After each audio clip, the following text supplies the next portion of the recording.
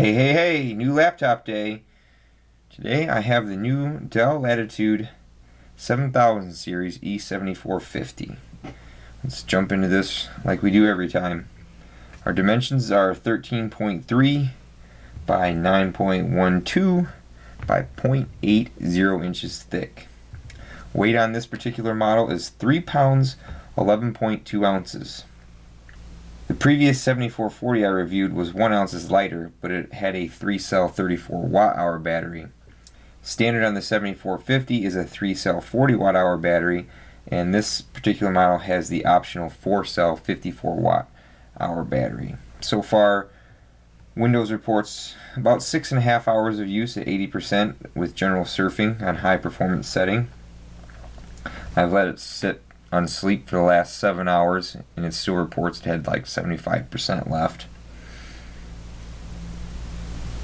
Has a standard tri-metal chassis with magnesium alloy under the surface. It now uses a soft touch painted finish on the exterior. The previous 7440 had an all aluminum LCD cover.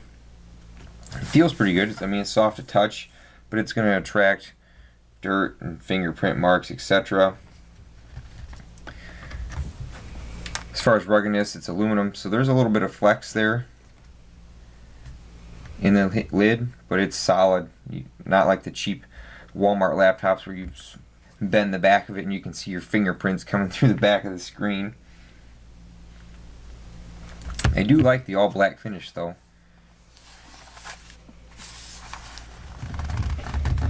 This model is the Core i5 series 5th generation i5 5300U at 2.3 GHz.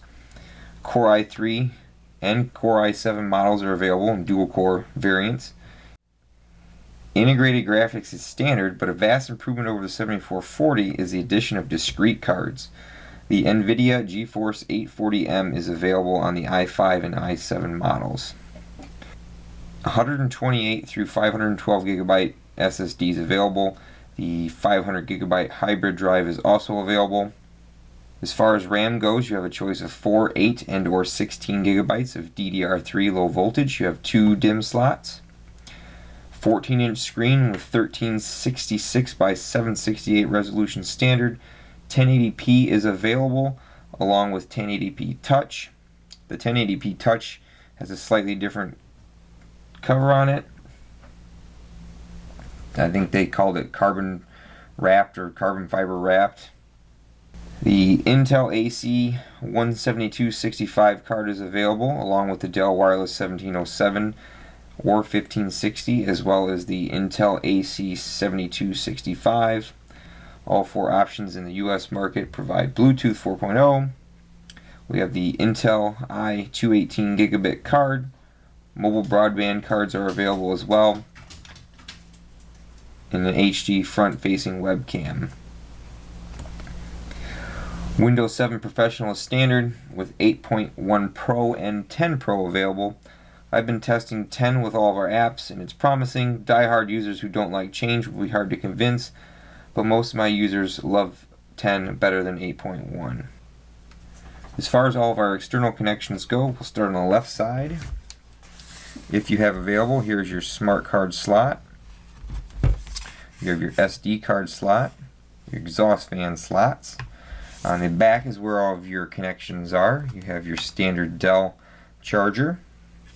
You have USB 3.0, HDMI, you have another USB 3.0, mini DisplayPort, gigabit Ethernet.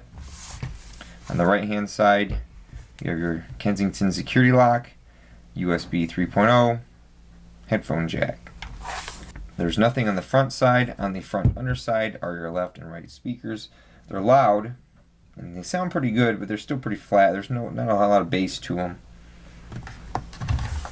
As far as the palm rest goes, we have the same soft touch rubbery feel. We have a nice, very large trackpad. This is the dual pointing stick option. You got the little stick in the middle here, mouse keys up here and down here. Of course, you've got your webcam indicator, and your left and right microphones. Your power button is over here to the side now. It used to be up here. It's a different style. The other one used to be rectangle. This is circular. Your hard drive, battery, and wireless indicator are moved up here. You no longer have the volume up and down and or mute buttons on the left hand side. They are now integrated into the FN keys.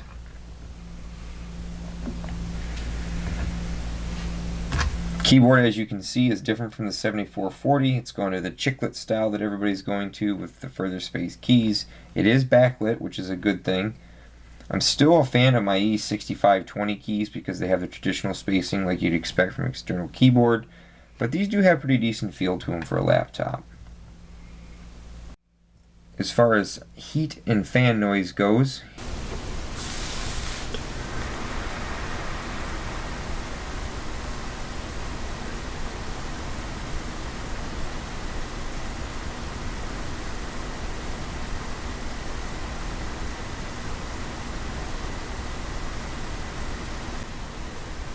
this is about 30 seconds after running a 4K video on YouTube.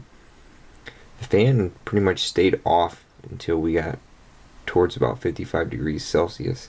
Then it kicked on pretty high.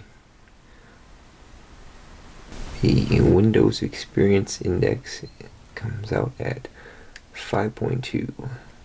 7.1 processor, 7.2 RAM, 5.2 graphics, 6.6 gaming, and 7.9 on the hard drive.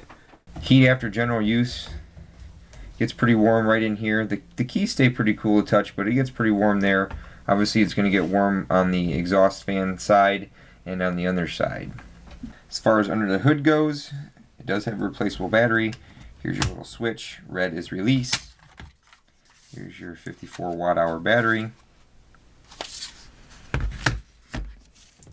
This little flap right here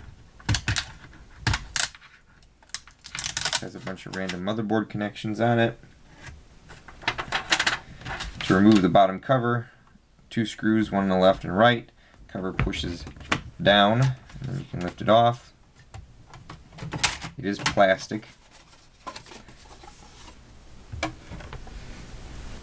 Here are your DIMM slots, your heatsink fan, and your heatsink for your CPU and your discrete card if you ordered one. Here's your WLAN slot, here's your wireless slot, and here is your mSATA slot. This is the 256 gigabyte Samsung PM871.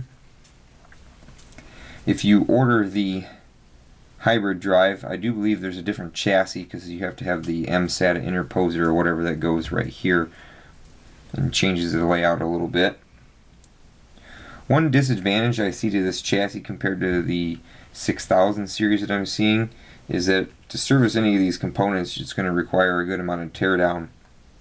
The power jack up here doesn't look very easy to change, where on the E7530, once you take the back cover off and take the screw out, you can get the power jack out in a couple of seconds if somebody broke it or something. However, on the flip side of that, if you've got the good warranty with these, you get to let other people deal with those kinds of issues when they arise. For business folks, a big positive that it still uses the Dell E-Series docking station port replicator. You need the spacer since the port is more towards the back of the laptop. Price-wise, these are on the upper end of our laptop budgets. This model shown was approximately $2,100 out the door. Our Surface Pro 3 4 purchases have been about the same by the time you factor in the dock, the dongles, the warranty, a case, and all the shenanigans that you need to run those. Overall, I think the addition of the discrete graphics card makes the 7450 a clear winner over its predecessor, the 7440. Out of 10, I'm going to give this laptop a solid 9. It's got discrete options, it's got Core i7, 16 gigs of RAM, tons of hard drive space, good battery life, touch options if you want it, and Windows 10. Thanks again for watching, everybody.